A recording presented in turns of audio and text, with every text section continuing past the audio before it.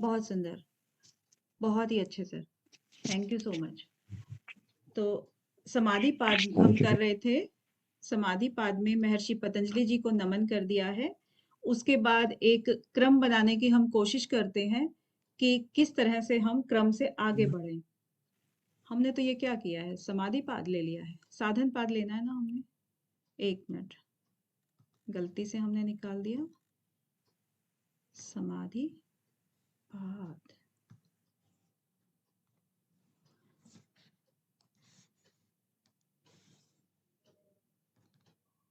तब तक कौन सुनाएंगे समाधि पाद को? साधन पाद को, सॉरी, 1 से 15 तक। तब तक कोई भी सुना दे। किसने याद किया है? जी मैम। साधन पाद।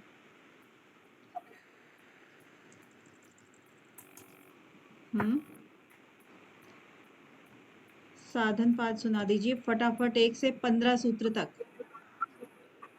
तपः स्वाध्याय ईश्वर प्रणिधानानि क्रियायोगः समाधि भावनार्थ क्लेशतनुकरणार्थस्य विद्यास्मिता रागद्वेष अभिनिवेशः क्लेशः अविद्याचेत मुक्तरेषां प्रसुप्त तनु विच्छिन्न उदाहरणाम विद्यासूचि दुखानात्मसु विद्यासूचि सुखात्म ख्यातिर्विद्या दर्शन शक्ति और एकात्मते वास्मिता सुखानुसई रागा दुखानुसई द्वेष स्वर सवाई विदुषोऽपि ततः रूढो अग्निवेश ते प्रतिप्रस्वाहेया सूक्ष्म ध्यान हेयास्तदवृत्त्यः क्लेश मूला कर्मास्यो दृष्टा दृष्ट जन्म वेदनीय सति मूले तद्विपाको जाते आयुर्भोगा तेलाद परिताप फला पुण्य पुण्य हेतुत्वात् परिणाम ताप संस्कार दुःखैर्गुण वृत्ति निरोधस्य दुःखमेव सर्वं विवेकिनः। हाँ जी रंजना जी, अब इसको थोड़ा सा सुनना आप दोबारा से। बहुत ही अच्छा आपने कहा है, लेकिन कहीं कहीं पर छोटी छोटी मिस्टेक है, वो भी 1-2, ज्यादा नहीं है। ठीक है, बहुत अच्छा सुनाया आपने। तो यहाँ साधन पाद हम कर रहे थे। साधन पाद में क्रिया योग से हमने शुरू किया था कि क्रिया योग जो है वो भी एक आपका समाधि का मार्ग हो सकता है। क्रिया योग के अंतर्गत 3 चीजें बताई गई थी, तप, स्वाध्याय और ईश्वर प्रणिधान। ठीक है, क्वेश्चन आ सकता है कि क्रिया योग के अंतर्गत क्या क्या शामिल है, तो आपकी ये 3 चीजें शामिल है।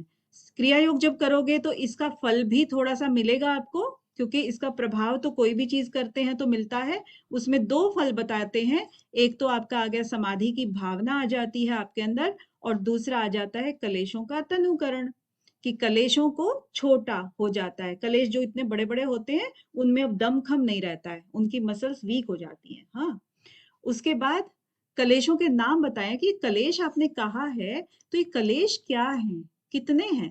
तो अविद्या, अस्मिता, राग, द्वेष, अभिनिवेश, ये कलेश हैं। 5 प्रकार के कलेश हो गए। अब इन्हीं 5 प्रकारों को एक्सप्लेन भी किया जाएगा। कैसे किया जाएगा? जैसे हमने वृत्तियों को किया था, चित्त वृत्तियों को। तो अविद्या क्योंकि सबसे पहला है, तो हम सबसे पहले अविद्या को बोलते हैं।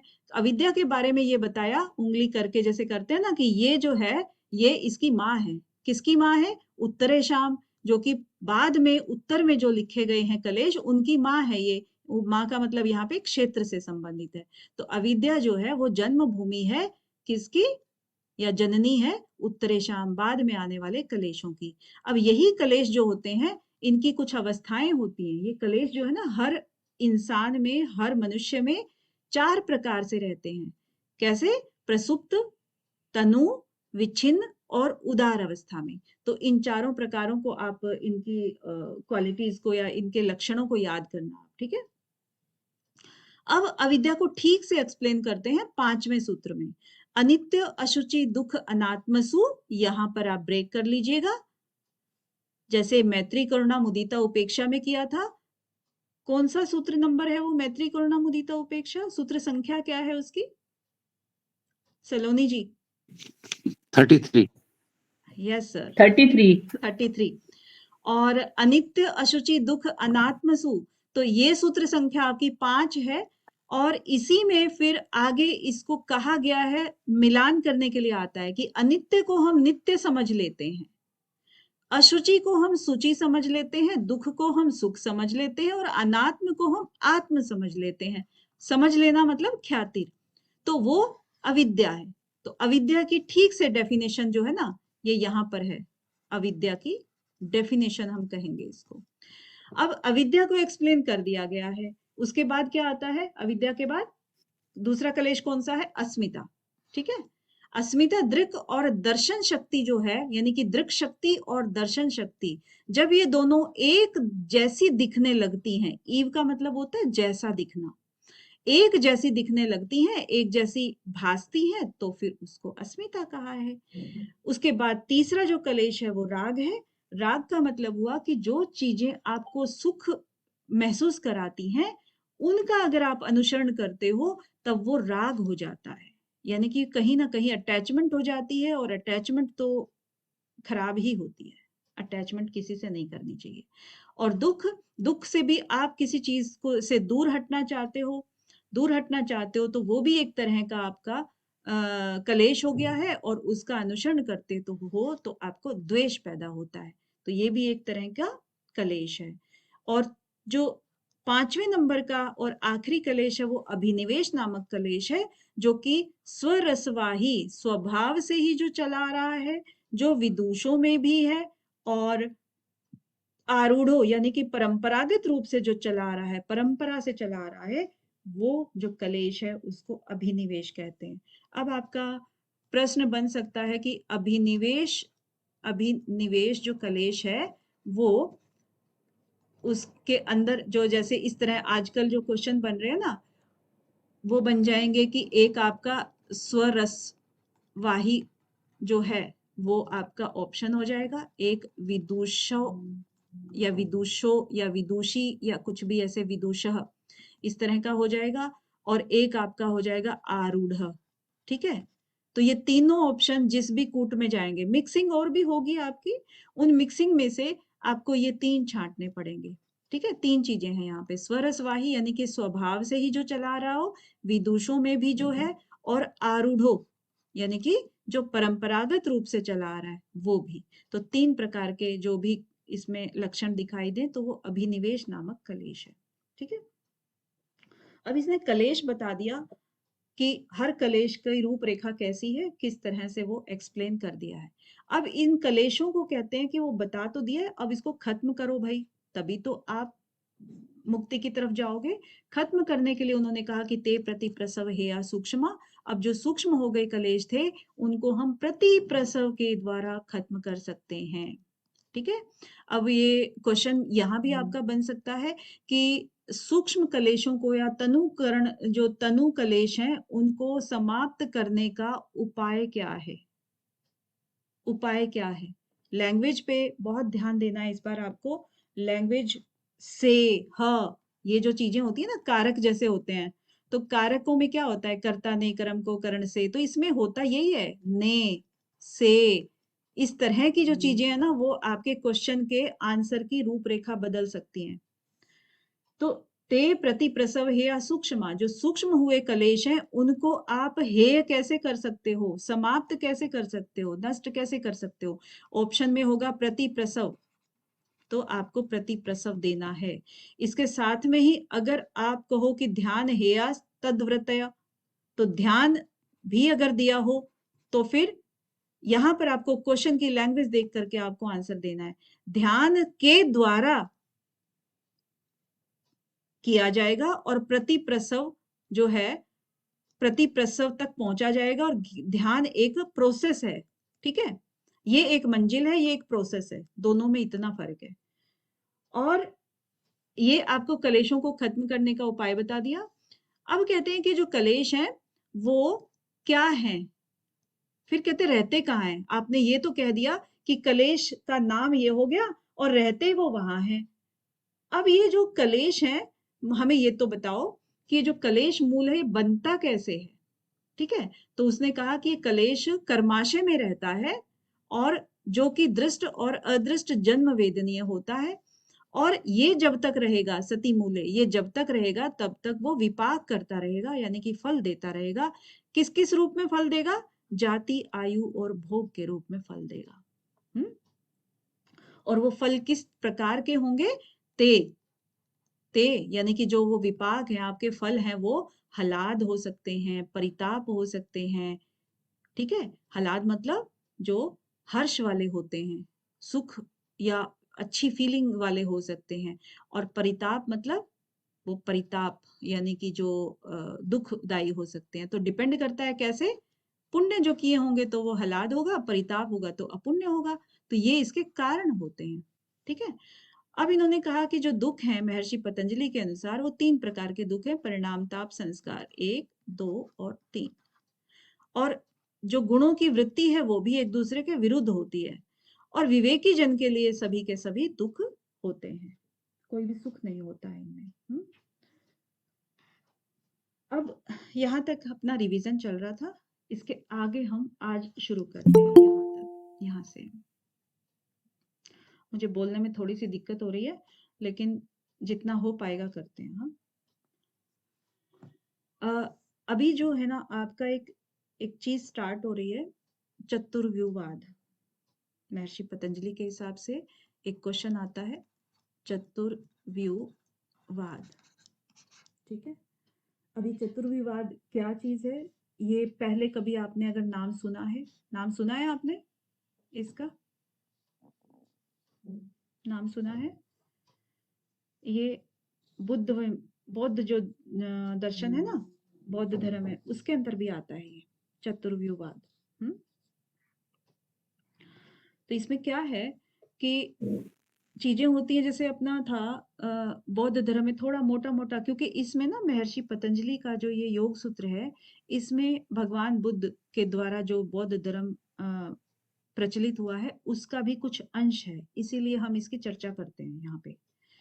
तो इन्होंने, महर्षि पतंजलि ने ये वहां से भी लिया है एक तरह से, क्योंकि जो देखते हैं ना कि दुख जो होता है वो ही सब चीजों का कारण है, हमारे जो वर्तमान में है, भविष्य में है, या जो कर्म हम करते हैं, तो वो सारे के सारी चीजें हमें दुख देती हैं। जो विवेकी जन बोलते हैं ना, अभी अभी कहा कि जो विवेकी जन के लिए सब दुख ही हैं, तो यहाँ पर जो दुख शब्द आया है, यहाँ पर तो ये जो दुख शब्द आया है, अब इसको एक्सप्लेन कर लेंगे, बहुत महत्वपूर्ण शब्द है, इसी को आगे एक्सप्लेन किया जा रहा है। तो जो बौद्ध धर्म में था, वहां पर क्या चीज मानी गई थी? 4 आर्य सत्य माने गए थे। थोड़ी सी चर्चा इससे पहले इसके रिलेशन नहीं करेंगे। तो जो 4 आर्य सत्य हैं, उनमें सबसे पहला जो आर्य सत्य है वो क्या है? दुख। दुख क्या होता है कि उन्होंने ये कहा कि संसार जो है ना, सारा का सारा दुख से परिपूर्ण है, सब दुखों से भरा हुआ है संसार। तो उन्होंने दुख जो है ना इसी तरीके से बोला। दूसरा जो आर्य सत्य था वो क्या था? दुख समुदाय, ठीक है, दुख समुदाय। अब यहाँ पर समुदाय का मतलब यहाँ पर क्या लिया इन्होंने? समुदाय का मतलब है हेतु से संबंधित है, कि दुख का कारण क्या है। यहाँ पर जो समुदाय का मतलब है वो है हेतु, ठीक है। यानी कि दुख का कारण क्या हुआ? दुख तो हुआ, संसार जो है ना, आपने कह दिया कि संसार में जो है ना, या आपके जीवन में दुख ही दुख है, हर जगह देखा जाए तो। जन्म लेना भी दुख है, मरना भी दुख है, कुछ भी चीज भोग रहे हैं तो दुख है, अपनों से बिछड़ना भी दुख है, मिलना भी दुख है, और हर जगह जो है ना वो सब दुख ही दुख बताया। अब समुदाय इन्होंने कहा, सेकंड जो आर्य सत्य था वो हेतु हो गया कि इसका कारण भी जानिए, तो कारण ये सब अभी बताए गए है ना। और तीसरे नंबर का क्या है कि अब हमें जब मुक्ति पानी है इस दुख से, तो हमें इसका निरोध भी करना पड़ेगा। दुख निरोध, यानी कि इस दुख से वास्तविक मुक्ति मिल सकती है। अब ये सोचा दार्शनिक दृष्टि से, बौद्ध धर्म जो है ना, कितने भी हैं वो भी तो दर्शन है ना, तो उन्होंने सोचा कि दुख का निरोध किया जाए, तभी इससे छुटकारा मिलेगा। तो चौथा आर्य सत्य फिर क्या हो गया? ये तो तीसरा आर्य सत्य हो गया। चौथा आर्य सत्य हो गया कि जो निरोध गामिनी प्रतिपद, यानी कि निरोध करने के तरफ जो रास्ता जाता है वो फिर अपनाया जाए, यानी कि दुखों का नाश करने का जो वास्तविक मार्ग है, दुख नाश का वास्तविक मार्ग, ये हम कह सकते हैं इसको चौथा, ठीक है। तो ये आपका चौथा आर्य सत्य हो गया। तो ये जो बौद्ध धर्म था, ये लगभग एक ही समय की बात है जब ये योग सूत्र लिखा गया, और बौद्ध धर्म का टाइम थोड़ा बहुत आगे पीछे था, 100-200 साल इधर उधर, लेकिन उसमें प्रचलन उस समय में इसका काफी था। तभी महर्षि पतंजलि ने इन सब चीजों का यहाँ पर बात की है। तो ये जो दुख नाश और ये सब चीजें कही ना, दुख, दुख का कारण और दुख निरोध और दुख का उपाय जो है, इसी को महर्षि पतंजलि ने क्या कहा, इन 4 टर्म से इन्होंने कहा कि हेय, दूसरा हेय हेतु, तीसरा हान और चौथा हानोपाय, हानुपाय। यानी हान का उपाय। ठीक है, तो अब हेय को इन्होंने क्या कहा है, हेय का वास्तविक मीनिंग जो हम आमतौर पर जो प्रचलन की भाषा में है वो कहते हैं त्यागने योग्य। ठीक है, और त्यागने योग्य क्या चीज होती है, त्यागने योग्य दुख होता है। तो इसीलिए हम इसको बेशक हम यहाँ लिख दें कि त्यागने योग्य, लेकिन ब्रैकेट में हम इसको दुख लिखेंगे, क्योंकि त्यागने योग्य दुख ही है। सुख को थोड़ी कोई त्यागेगा या किसी और चीज को थोड़ी त्यागेगा, तो इसीलिए दुख हम यहाँ पर लिख देंगे हे की जगह। और हे हेतु क्या हुआ, दुख का कारण हो गया, है ना, यहाँ पर कहेंगे दुख का कारण। और हान, हान क्या हुआ, मुक्ति, क्या बोलेंगे हान को। अब देखिए आपका 16 और 17 जो सूत्र है वो हे हेतु का है, इसके थोड़ा सा हम आगे जाएंगे 25 और 26 सूत्र, तो ये आपका हान और हानों से उपाय है। ठीक है, तो इनको आपको ध्यान रखना है, सूत्र संख्या भी ध्यान रखनी है आपको। तो हान दुखों से मुक्ति और हानोपाय दुखों से मुक्ति का उपाय। अब इस तरह से आप देखोगे तो ये जो इसका था बौद्ध धर्म का, ये जो था इससे और इससे कोई डिफरेंस नहीं है ना, एक जैसा है बिल्कुल।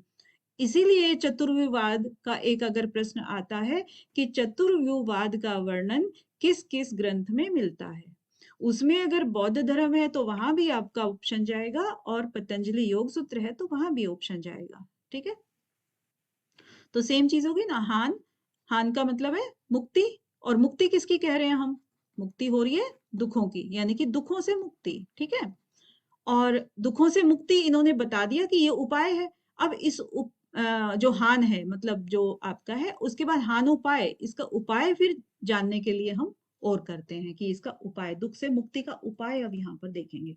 तो आपका यही चारों चीजें यहाँ पर भी है। ठीक है, क्लियर है ना। तो ये तो अभी तो बेस है, उसके बाद आप अब ठीक से समझेंगे इसको।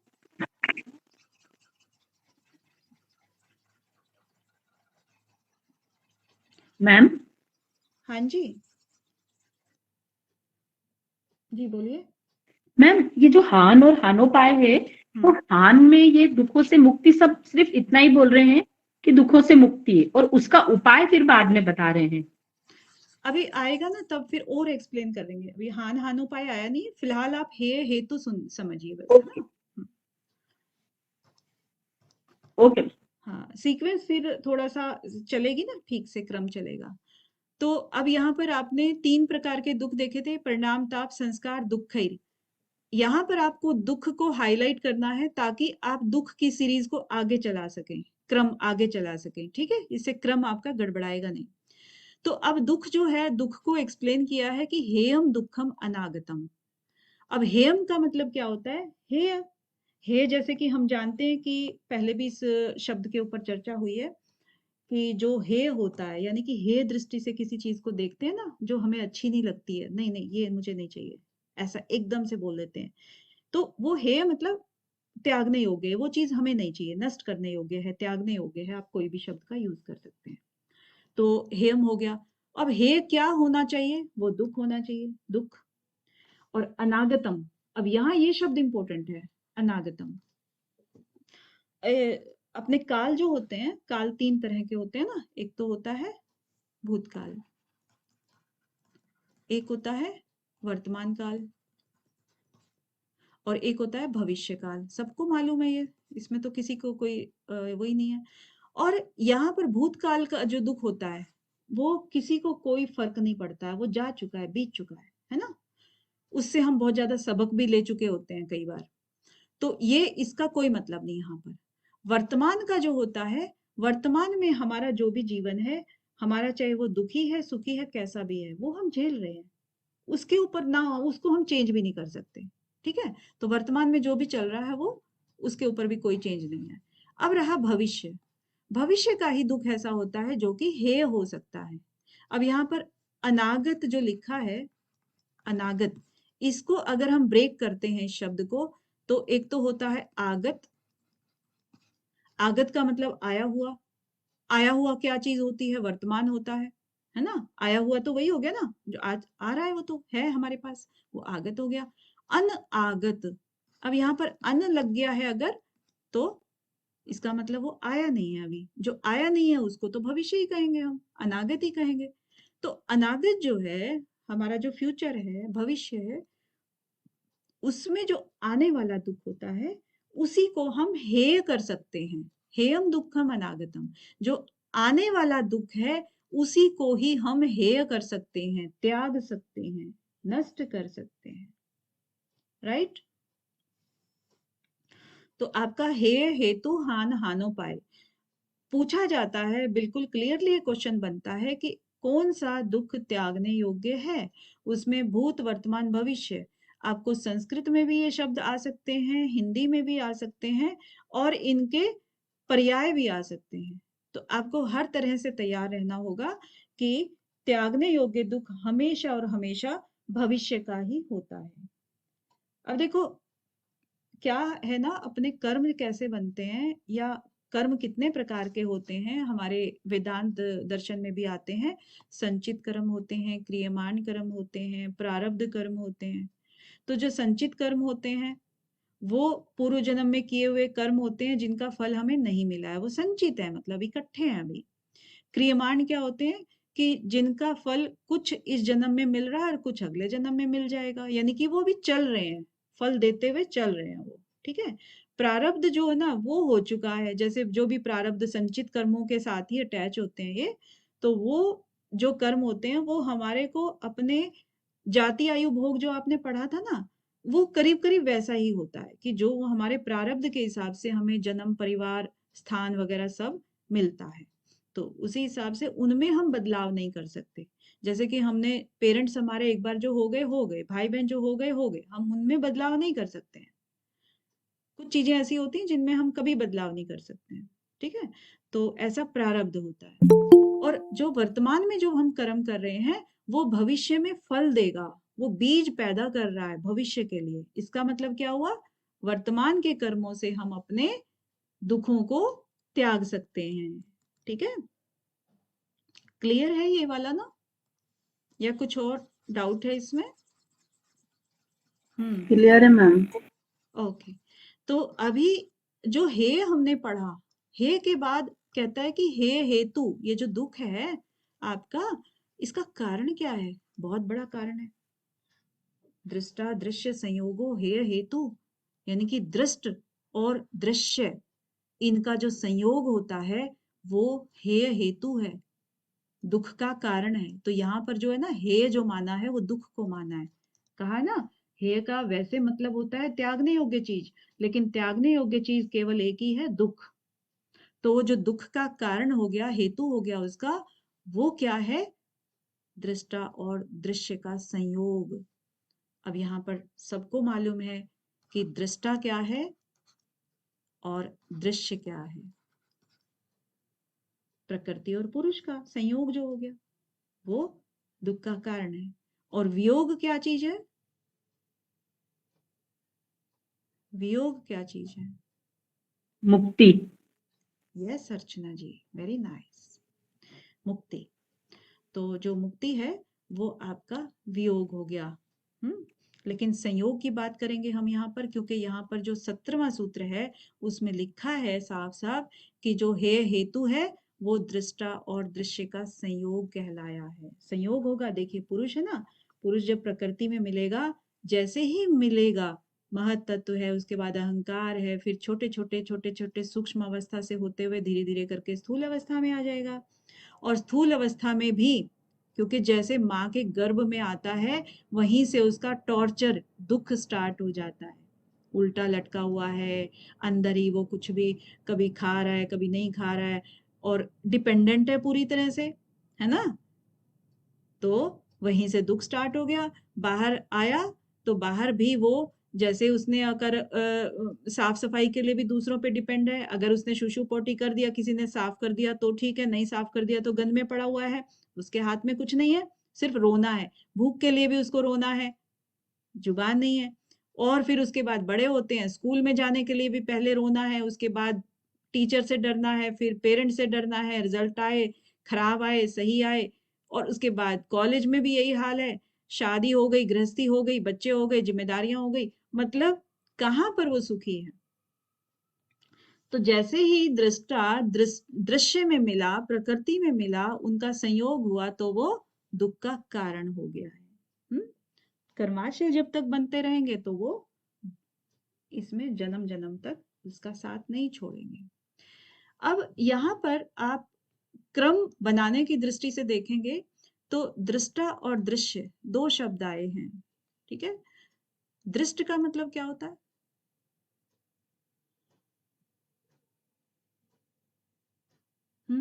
जीवात्मा। यस, हाँ जी सर, जीवात्मा यानी कि पुरुष, ठीक है। और दृश्य का मतलब प्रकृति।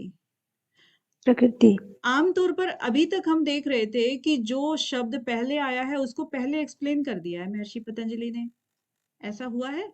लेकिन अभी इस बार इसने क्या किया कि दृष्ट को बाद में एक्सप्लेन किया है, पहले दृश्य को एक्सप्लेन कर दिया। तो दृश्य के लिए इन्होंने 2 सूत्र दिए हैं, 18 और 19। दृष्टा के लिए 20 और 21 सूत्र दिए हैं, ठीक है।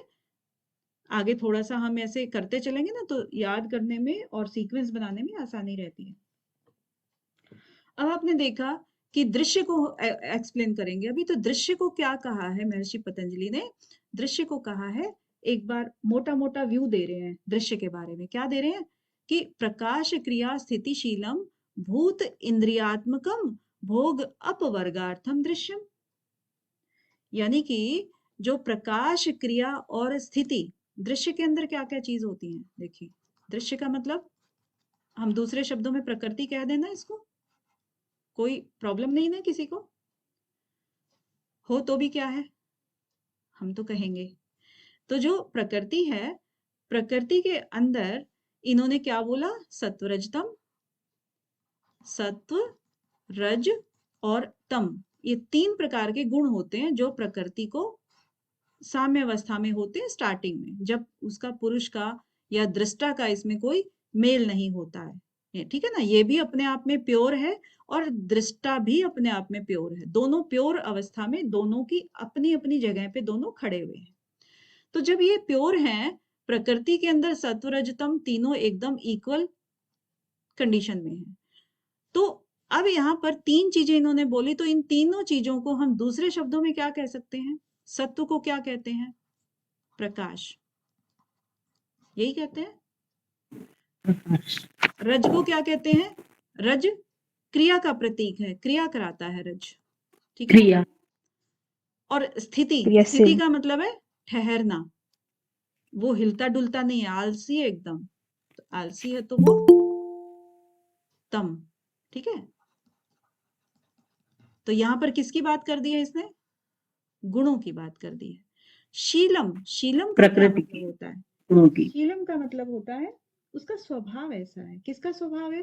प्रकृति का जो है ना, वो जो जिन तत्वों से मिलकर के मेन बनी है सत्व रज तम, तो उसका ऐसा स्वभाव है शीलम।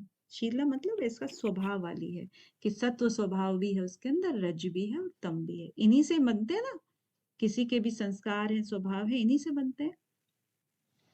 तो शीलम मतलब इसके बीच में ही आ जाएगा, यानी कि प्रकाशशीलम, क्रियाशीलम, स्थितिशीलम, ठीक है। ये शीलम जो है ना सबके पीछे आ जाएगा कि जो प्रकृति का स्वभाव है, प्रकाश, क्रिया और स्थिति, ये वाले स्वभाव प्रकृति के हैं। अब नेक्स्ट क्या चीज कह रहे हैं वो? कि भूत इंद्रियात्मकम, इसके अंदर भूत भी हैं और इंद्रियां भी हैं, यानी कि जो आत्मकम, उसके बाद है ना भूत, इंद्रिय और आत्मकम। तो आत्मा का मतलब यहाँ पर आत्मा या पुरुष नहीं है, इसमें सॉल की बात नहीं कर रहे यहाँ पे वो कह रहे हैं कि भूतात्मक होता है या इंद्रियात्मक होता है, ठीक है। ये आत्मकम फिर इन दोनों से जुड़ जाएगा, भूत और इंद्रिय, ठीक है। तो ये जो है यानी कि भूतात्मक मतलब 5 भूतों से भी बना हुआ है ये, और इसमें इंद्रियां भी हैं, कर्मेंद्रियां हैं, ज्ञानेंद्रियां हैं। तो ये भी एक स्वरूप किसका है? प्रकृति का ही है। उसके बाद इसका एक कार्य बताते हैं कि ये भोग भी कराती है और अपवर्ग भी कराती है, यानी कि भोग अपवर्गार्थम। दृष्टा जब दृश्य से संयोग हो जाता है तो क्या होता है उसके अंदर, उसको अपना मानने लगता है। एक बहुत ही साधारण सा प्रोसेस है ये, क्योंकि वो कहता है ना कि ये मेरा काम है, मैं कर रहा हूँ, मैं पढ़ा रहा हूँ, मैं पढ़ रहा हूँ, मैं ये कार्य कर रहा हूँ, मैं लगी रहती है। अब जबकि वो प्रकृति के साथ इन्वॉल्व होके रह रहा है, तो सारी जितनी भी जड़ चीजें हैं सबको अपना मानने लगता है। तो चित्त को जब उसने अपना स्वरूप माना तो फिर क्या हुआ, वो चित्त के हिसाब से ही चीजों को देखने लग गया है, उसके हिसाब से ही विषयों को ग्रहण करता है, उसके हिसाब से ही ज्ञान जो है वो लेता है। और वो जब कहता है कि ये सुखी चीज है तो सुख मान लेता है, दुख है तो दुख मान लेता है, जबकि उसका अपना कोई भी फीलिंग नहीं होती है। वो केवल और केवल प्रकृति के माध्यम से करता है जो भी करता है। और जब उसको समझ में आता है तो उसको क्या कहते हैं? भोग। क्योंकि वो विषयों को चित्त के माध्यम से ग्रहण कर रहा है, ग्रहण कर रहा है तो वो भोग कर रहा है। अब देखिए, सिर्फ देखना भी भोग है, ऐसा नहीं है। भोग का मतलब क्या है कि हम लिटरली उस चीज को यूज कर रहे हैं। आपने किसी भी चीज को देखा चलते फिरते, वो भी एक भोग है। तो भोग करना किसका कार्य है? प्रकृति का कार्य है। और भोग करने के बाद जब पुरुष को समझ में आता है कि ये सब चीजें तो ऐसे ही, बहुत सारे पुरुष आए और बहुत सारे पुरुष चले गए, तीसरी या चौथी पीढ़ी तक कौन, इससे ज्यादा तो कोई नहीं ठहरता ना। जबकि सबके सब नई पीढ़ी आती है, पुराने लोग चले जाते हैं। तो जब बरसों से देखता आया कि यहाँ तो कोई भी नहीं ठहर रहा है, सब मैं करते करते और सब कुछ यहीं छोड़ के चले जाते हैं। उसके बाद उसको जब किसी को समझ में आया कि ये सब तो निराधार है, तो वो वही प्रकृति उसको अपवर्ग कराने का भी कार्य करती है। हम्म? यानी कि उसको जब समझ में आता है, इसी प्रकृति के द्वारा ही, यानी कि इन्हीं इंद्रियों, इन्हीं विषयों के द्वारा ही वो इन्हीं का वैराग्य करके और फिर वो सीढ़ियां चढ़ता है ऊपर की। ठीक है, तो अपवर्ग हो गया।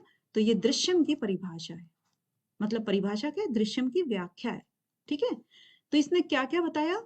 एक तो बताया प्रकाश क्रिया स्थितिशीलम, जिसका स्वभाव जो है वो प्रकाश है, क्रिया है और स्थिति है, यानी कि सत्व रजतम है। और जिसके अंदर भूत आत्मक चीजें हैं और इंद्रियात्मक चीजें हैं। ठीक है, भूत और इंद्रिय सब चीजें हैं। और वो दृश्य जो है, वो प्रकृति जो है, वो भोग भी कराती है और अपवर्ग भी कराती है। ठीक है, क्लियर है ये सूत्र आपको? जिसको डाउट है वो बता सकते हैं। Yes ma'am. अब देखिए, इसको और माइनरली देखते हैं, और भी ज्यादा बारीकी से देखते हैं।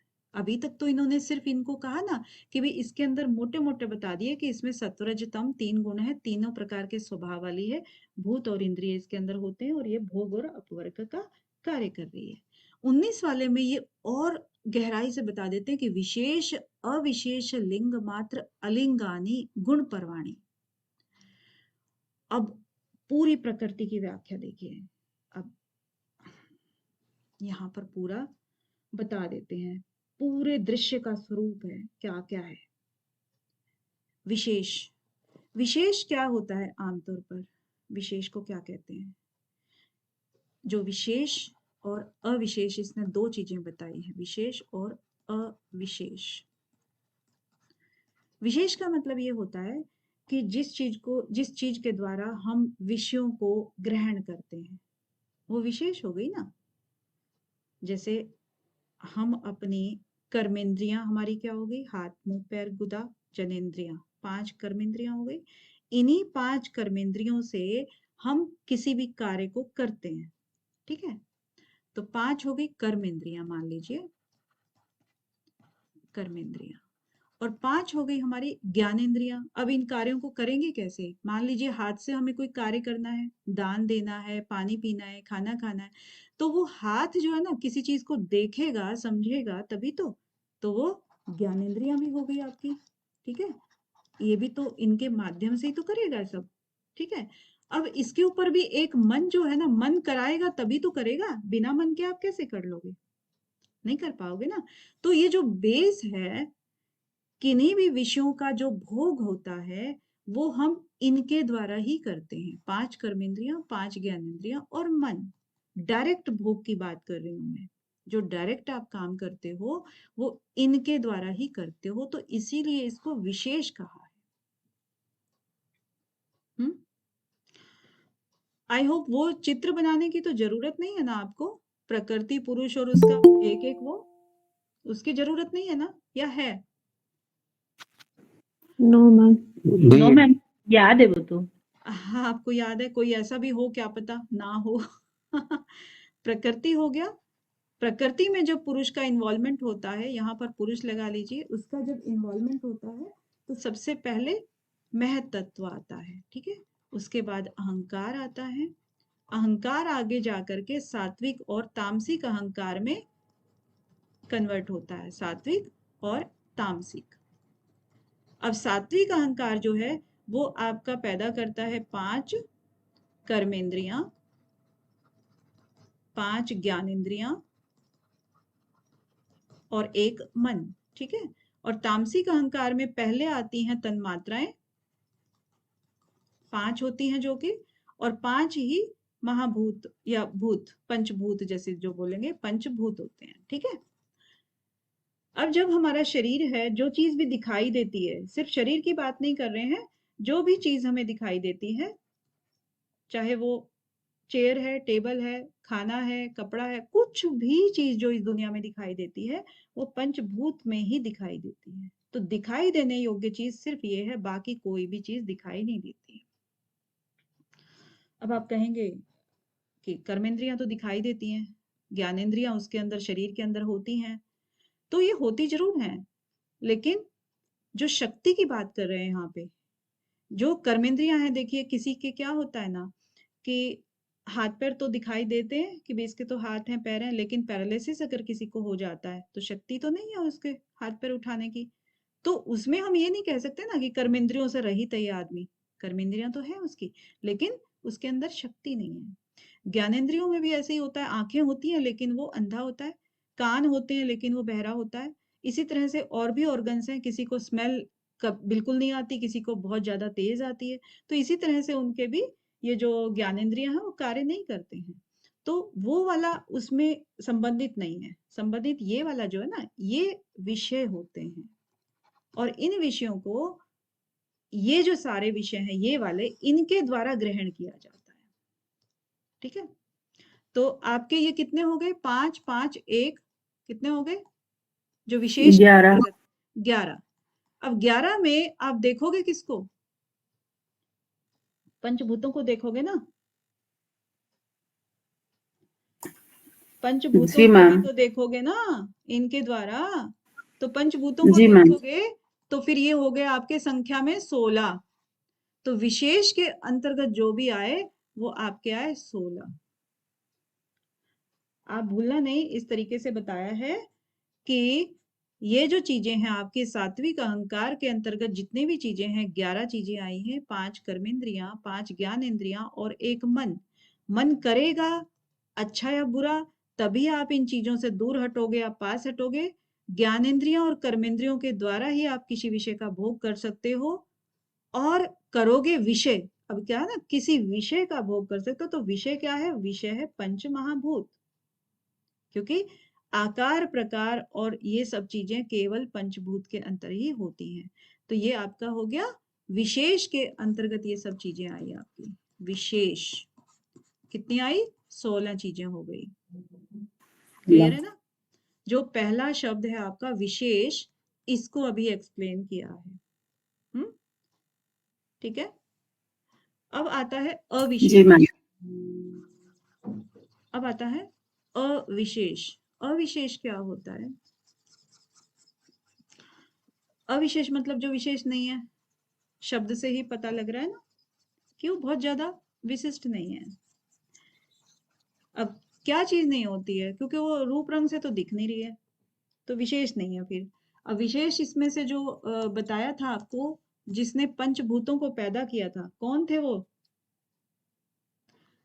तन्मात्रा। 5 तन्मात्राएं। तन्मात्राएं। हाँ जी, तन्मात्राएं, क्योंकि वो दिख नहीं रही हैं, लेकिन है क्या वो लास्ट स्टेप है स्थूल से जस्ट पहले का, है ना।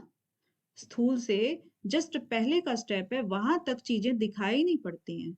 तो जो जस्ट पहले है, इसका मतलब बाकियों से तो वो स्थूल है, जो ऊपर महत तत्व है, अहंकार है, इन सब से तो वो स्थूल है, लेकिन वो पंचभूत से स्थूल नहीं है, उससे सूक्ष्म है। और हमें सिर्फ दिखाई दे रही हैं पंचभूत की चीजें। तो पंचभूत से जस्ट पहले की चीज को हम फिर अविशेष कह देते हैं, अविशेष। अब इसमें आपका क्या आएगा, वो किसने पैदा किया, अहंकार ने, ठीक है। अहंकार ने पैदा किया ना, एक सात्विक अहंकार था, एक तामसिक था, लेकिन सात्विक वाले तो हमने सारे किसमें ले लिए, विशेष में ले लिए।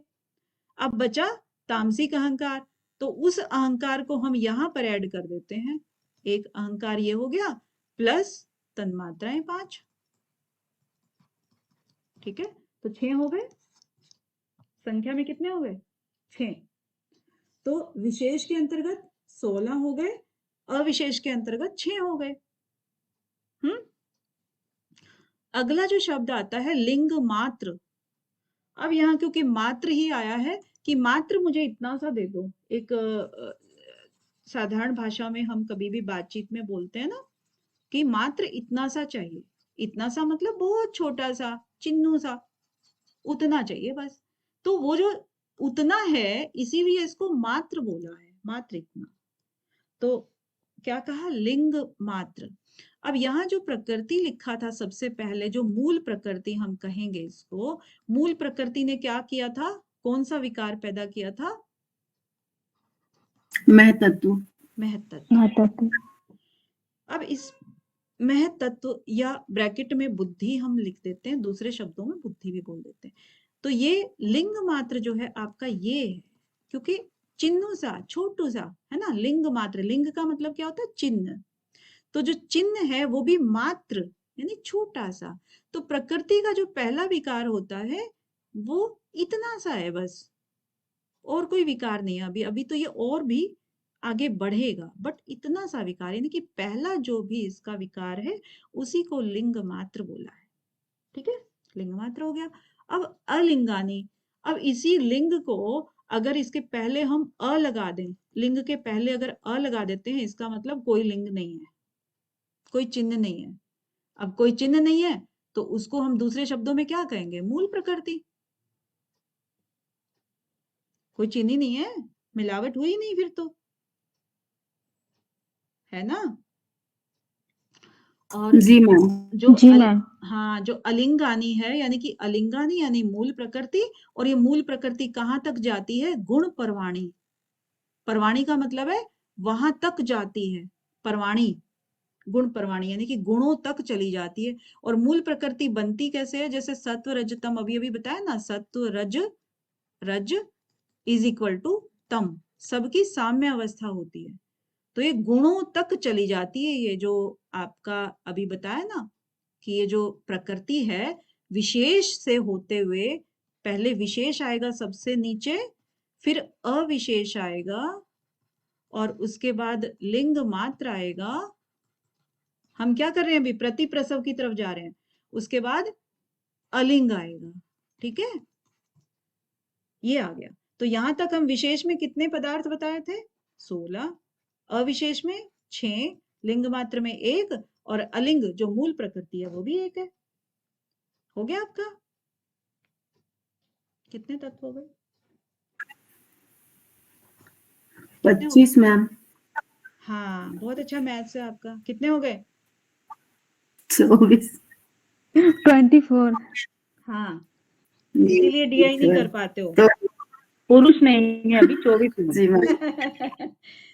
तो पुरुष को मिलाने से 25 तत्व होते हैं, और ईश्वर को मिलाने से 26 तत्व हो जाते हैं, ठीक है। तो 24 तत्व हमारे सिर्फ प्रकृति के हैं, जो कि यहाँ कंप्लीट हो गए हैं। आपको नीचे से जब आप चलोगे ना, तो आप कभी भी इनकी संख्या को भूल नहीं पाओगे। और विशेष का खास तौर से कई बार क्या होता है, लिंग मात्र और अलिंग तो बता देते हैं बच्चे की एक एक है, लेकिन इन दोनों में कंफ्यूज हो जाते हैं। तो विशेष सबसे बड़ा है, क्योंकि हमारी जो सबसे ज्यादा चीजें इन्वॉल्व होती है ना प्रकृति की किसी विषय का भोग करने के लिए, किसी विषय की पहचान करने के लिए, ज्ञान करने के लिए, तो विशेष के अंतर्गत आती है। तो सबसे ज्यादा चीजें यूज होती हैं इसमें। हमारी कर्म इंद्रियां हैं, ज्ञान इंद्रियां हैं, मन है और पंचभूत है ना। तो ये सारी चीजें हो गई। आप ध्यान से सुनना, मैं पूछूंगी फिर इनको सभी को ना कि किसका क्या आंसर था। ओके, तो आज के लिए मेरे ख्याल से जी इतना मैम। ही। मैम हाँ बीच जी में मेरा जी अर्चना जी। मैम बीच में मेरा ना ये डिस्कनेक्ट हो गया था, तो मैम बीच में मेरा डिस्कनेक्ट हो गया था, तो ये लिंग मात्र महतत्व को कैसे कहा है ये समझ में नहीं आया बस। अच्छा, कैसे कहा है? तो क्योंकि एक ही चीज उत्पन्न की ना प्रकृति ने अभी एक ही चीज को थोड़ा सा इन्वॉल्वमेंट हुआ है पुरुष का। पुरुष यहाँ साइड में खड़ा था, उसका इन्वॉल्वमेंट हो गया इसका प्रकृति के साथ। अब हुआ तो हल्का सा कुछ तो चेंज आएगा ना, चिन्ह सा चेंज आया बस। वो महत तत्व यानी कि बुद्धि जो है वो आया। अभी कुछ भी नहीं बना, जैसे एक मॉलिक्यूल्स होते हैं आपके, एक के अंदर दूसरा मिक्स हो गया तो इतना सा ही तो हुआ वो भी। मतलब बिल्कुल चिन्ह हल्का सा विकार आया बस, वो मेन से वो थोड़ा सा बड़ा हो गया। है तो बहुत सूक्ष्म ये, लेकिन छोटू सा रह गया बस ये है। तो उसको इसीलिए लिंग मात्र यानी कि बहुत छोटा सा चिन्ह है। इसके बाद फिर वो और अहंकार यानी कि और बड़ा चिन्ह हो जाएगा। उससे आगे फिर ये और बड़े बड़े होके मतलब खूब बड़े हो जाते हैं। आपने देखा होगा ना कि बच्चा जो बेबी होता है जब गर्भ में आता है तो कितना सा होता है, उसके बाद धीरे धीरे करके वो पिंड बनते बनते बड़ा पिंड बन जाता है ना। और उसके बाद जन्म लेने के बाद तो खैर और 6-6 फीट के भी हो जाते हैं, 7-7 के भी हो जाते हैं कोई कोई। तो इस तरह से प्रकृति जो है ना अपने आप को क्रिया करती रहती है, क्रियाशील होती है ना प्रकृति। परिणाम चेंज होता रहता है, आगे आप देखोगे इन सब चीजों को। क्लियर है सब? Okay ma'am, thank you. चलिए बढ़िया है। किसी को कोई अभी तक के कितने हो गए? 19 सूत्र हो गए हैं, क्योंकि ऐसा नहीं है 20वां भी करा देते, लेकिन इसके साथ में मैम 21 भी कराना पड़ेगा फिर। मैम अविशेष को एक बार फिर से समझा दोगे मैम? अविशेष एक बार विशेष बता दो आयुषी जी, फिर मैं अविशेष बता दूंगी। मैम विशेष में तो 5 ज्ञानेंद्रियां हैं और 5 कमरेंद्रियां हैं और एक मन है और मैम 5 महाभूत हैं। ये क्यों है थोड़ा सा मुझे बताना, विशेष क्यों कहा है इनको? मैम मेरे मुंह को आराम मिल जाएगा ना, इसलिए मैं पूछ रही हूँ आपसे। मैम नहीं, मतलब आई डोंट नो, मैंने ध्यान नहीं दिया उस समय ना, तो मैं तो अभी हम इसमें पतंजलि योग सूत्र में पढ़ेंगे कि जो चित्त होता है ना अपना, यानी कि मन जो होता है, चित्त के अंदर सारे अंतःकरण होते हैं, मन बुद्धि चित्त अहंकार है ना। जब एक चीज पे हम ध्यान देते हैं ना, कोई भी चीज पढ़ रहे हैं और चांस की बात है कि किसी का कॉल आ गया या हमारा डिस्कनेक्ट हो गया या किसी ने हमें बुला लिया, किसी ने आवाज दे दी हमें उसी टाइम, तो जब हम पढ़ रहे हैं तो एक क्षण के लिए या 2-3-4-5 क्षण के लिए ध्यान हमारा डाइवर्ट हो जाता है ना। तो ऐसा हो ही नहीं सकता, एक चित्त एक क्षण में एक ही चीज को ध्यान रख सकता है। ये प्रूव्ड है चीज। आपने कहा ना ध्यान इधर उधर हो गया, तो फिर आपने ये चीज यस स्किप कर दी। तो इसी तरह से कोशिश कीजिए कि आपका 100% जहां भी जो भी कार्य कर रहे हो ना 100% उसमें रहे, और उसके बाद फिर यस मैम। हम्म, तो कौन बताएंगे ये विशेष को विशेष क्यों कहा है? हम्म मैम क्योंकि इसमें सत्व रज तम गुण रहते हैं और इन गुणों के कारण ही इनको विशेष कहा गया है। अच्छा लकी जी। क्योंकि मैम इसी के द्वारा हमारी 5 हाँ जी लकी जी, आपका हैंड रेज है, आप बताना चाहेंगे? गोगावत सर जी आपका भी हैंड रेज है। ये विशेष पर्व है और गुणों का विशेष परिणाम है ये। 16 के 16। अस्मिता लक्षण वाले अहंकार नामक अविशेष के विशेष पर्व है ये, इसलिए 16 का समूह है, ये गुणों का विशेष परिणाम है। हाँ, अभी मैंने एक्चुअली जो भी जिस तरीके से बताया था, तो मुझे लगा कि विशेष को आपको याद करने में इसलिए इजी रहेगा कि आप कोई भी विषय का ग्रहण करते हैं, आयुषी जी, कोई भी विषय को जब आप भी देखते हैं, सुनते हैं, जैसे आपने अभी चित्त की बात की कि किसी और को देखा, किसी और को सुना, है ना? तो वो जो चीज थी, Yes. वो जो चीज थी, तो हमने किसके द्वारा किया? ज्ञान इंद्रियों के द्वारा, ठीक है? या फिर कोई बीच में उठ करके कुछ और अर्जेंट काम कोई हो गया, तो वो करने चला गया, तो कर्मेंद्रियां हो गई, ठीक है ना? तो कर्मेंद्रियां Yes, और ज्ञानेंद्रियां ये आपके कार्य को सिद्ध कराती हैं, है ना? कार्य को सिद्ध yes, कराना ma'am. हो गया। अब वो किसके द्वारा हुआ? आपके मन भी इसमें इन्वॉल्व हुआ, क्योंकि आपके- मन किया आपका, मन का बहुत बड़ा कार्य होता है, ठीक है ना? तो मन भी इन्वॉल्व हो गया, तो 5 आपकी कर्मेंद्रियां, 5 आपकी ज्ञानेंद्रियां और 1 आपका मन, ठीक है? अब ये सारे क्रिया जो कर रहे हैं, ये किसको कर रहे हैं? मतलब कोई ना कोई आपका प्रकृति से संबंधित, ये भी प्रकृति का ही हिस्सा है वैसे, लेकिन जो विषय है हमारे, यानी कि हमने अगर गेट खोल के आना है, हमारा कोई कॉल आ गया, किसी ने हमको कॉल कर लिया, हमने पानी पीना है, बाहर जाना है, कुछ भी चीज हुआ, चेयर है, टेबल है, कुछ भी चीज हमारे सामने आई, तो वो सब ऑब्जेक्ट्स हैं, ठीक है ना? तो विषय हो गए, खाना खाना है, कुछ भी करना है, तो वो जो विषय हैं, इन्हीं को तो भोगा ना, इन सब ने विषय। तो विषय किसके अंतर्गत आए? पंचभूत के अंतर्गत आए। Yes, ma'am. तो अब आपके कुल मिला करके क्या हुआ? 11 ये हो गए, 5 ये हो गए। तो जो प्रथम ज्ञान 16. होता है, हमें आरंभिक ज्ञान जो भी होता है, वो इन्हीं के द्वारा होता है, इसीलिए इसको विशेष बोला है, विशेष रूप से। अगर ये ना हो ना, ये ना हो, तो हम किस चीज का ज्ञान करेंगे, कैसे करेंगे? फिर तो दुनिया कुछ भी नहीं है ना। Yes, ma'am. इसीलिए इसको विशेष कहा है। अविशेष को अविशेष क्यों कहा है? आपने ये पूछा था एग्जैक्टली शायद। Yes, ma'am. तो ये वाला अगर था आपका विशेष ज्ञान था, अब इसको तो हमने देख लिया। अब इसको अविशेष इसलिए कि ये जो चीज हम कह रहे हैं कि तन्मात्राओं से होता है, ये तन्मात्राओं से 5 तन्मात्राएं होती हैं, इनसे होता है। और इनको पैदा कौन करता है? ये जो तामसिक अहंकार है, वो इसको तन्मात्राओं को पैदा करता है। यानी कि अहंकार एक चीज और हमने मिला दी, 1 और 5, यानी कि कुल मिलाकर के 6 हो गए, ठीक है? अब इनको अविशेष इसलिए बोला कि ये स्थूल नहीं है इनकी तरह से। जो ये वाला था ना, ये तो थे स्थूल, ये स्थूल नहीं है, सूक्ष्म है, इस वजह से ये अविशेष है, ये ज्यादा दिखाई नहीं पड़ते हैं, इनको तो सिर्फ आप फील कर सकते हो, इसके बाद ही ये स्थूल मात्रा में आते हैं। ये जो तन्मात्राएं है ना, यही पंचभूतों को पैदा करती हैं। क्वेश्चन आपका बन सकता है प्रकृति के अकॉर्डिंग, पंचभूत जो है किससे पैदा होते हैं, ठीक है? तो वो चीज का आपको पता होना चाहिए कि पंच तन्मात्राओं से पैदा होते हैं। तो पंच तन्मात्रा सबसे ज्यादा स्थूल है। किससे ज्यादा स्थूल है? जो ऊपर की चीजें हैं, जो अहंकार है, महत तत्व है, प्रकृति है, इनसे तो स्थूल है, लेकिन पंचभूतों से वो सूक्ष्म है, राइट? तो जब सूक्ष्म है, तो इसीलिए इनको अविशेष बोला है। और इससे भी ज्यादा फिर लिंग मात्र हो गया, यानी कि जो इससे भी सूक्ष्म है वो क्या है? महत तत्व है, वो उसको लिंग मात्र बोला है। ओके,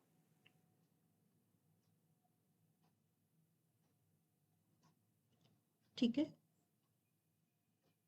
और किसी को Yes, ma'am. कोई क्वेश्चन हो किसी का?